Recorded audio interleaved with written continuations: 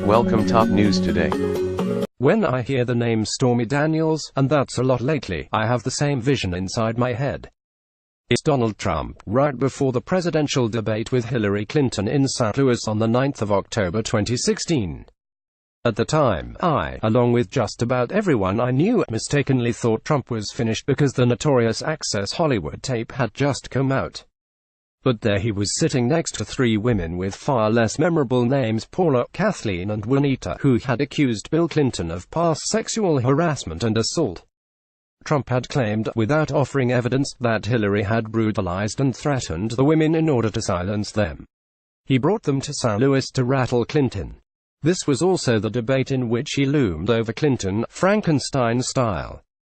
There are now so many scandals swirling around Trump that everything becomes a fetid, confused sideshow, but all along, surprise, surprise, it was Trump who was doing the silencing. The usually prim Wall Street Journal has taken the lead on the Stormy story, detailing how Trump's personal lawyer, Michael Cohen, paid the porn star, whose real name is Stephanie Clifford, $130,000 in hush money to keep her quiet about an affair she had with Trump in 2006. On the 18th of February 2018, Cohen publicly declared that he used his own funds to pay Daniels in October 2016, just 10 days before the presidential election, to maintain discretion regarding the alleged affair with Trump. On the 6th of March 2018, Daniels filed a lawsuit against Trump claiming that her non-disclosure agreement is inoperative because Trump never signed it. It's been wall-to-wall Stormy ever since. Certainly, hush money paid by Trump's lawyer is a legitimate news story, but not one that rivals nuclear talks with North Korea. Rex Tillerson's exit couldn't even throw Stormy off stage. That's a problem. There are now so many scandals swirling around Trump that everything becomes a fetid, confused sideshow. It's a warped kind of entertainment. Every new scandal shrouds the previous one. But it's hard to beat the president and the porn star. Bill Clinton's purported harassment of an Arkansas state employee or sex with a White House intern don't even come close. We can't wait to hear from Stormy herself. Will 60 Minutes air its room at Blockbuster? Will Jimmy Kimmel get an interview? Oh where will our Stormy be? It's thrilling to think BuzzFeed may unlock Stormy's lips by making her a witness in the libel action Cohen filed against BuzzFeed after the site published the Christopher Steele dossier. Trump blasted BuzzFeed as a failing pile of garbage after it published the dossier. But Stormy's a better scandal star than even the Russian prostitutes whom Steele described Trump cavorting with. BuzzFeed was already selling failing pile of garbage merch on its website, with proceeds going to the Committee to Protect Journalists. Can Free Stormy buttons be far behind? This all wouldn't be as troubling if Stormy weren't overshadowing the brave Florida students demanding gun control. She's the perfect bait for our media snacking habits and shortened attention spans. But there are far more serious lawsuits than Stormy's that we should be focusing on. I've previously written about Fox News' shameless coverage of the 2016 unsolved murder of a young former Democratic National Committee staffer named Seth.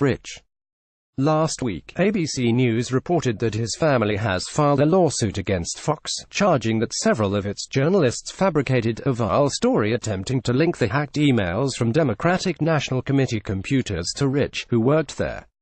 After the fabricated story ran on the Fox website, it was retracted, but not before various on-air stars, especially Trump mouthpiece Sean Hannity, flogged the bogus conspiracy theory suggesting Rich had something to do with the hacked messages.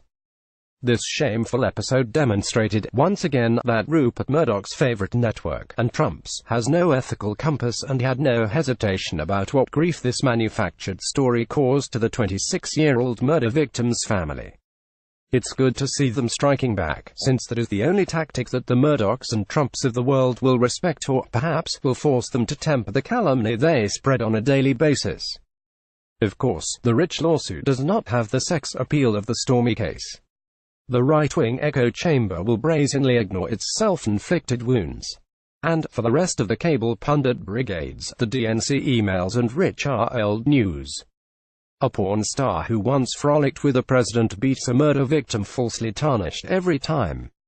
And what better distraction could there be to deflect attention from the outrageous firing of Andrew McCabe than threatening to pursue Stormy for millions and millions for breaking her oath of silence?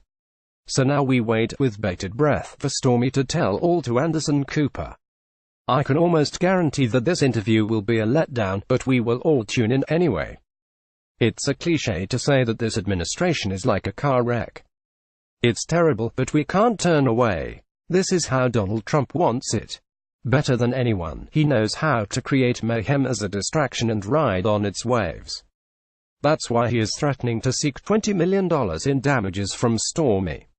It keeps this ridiculous story going, at least until something even more outrageous comes along. Jill Abramson is a Guardian columnist.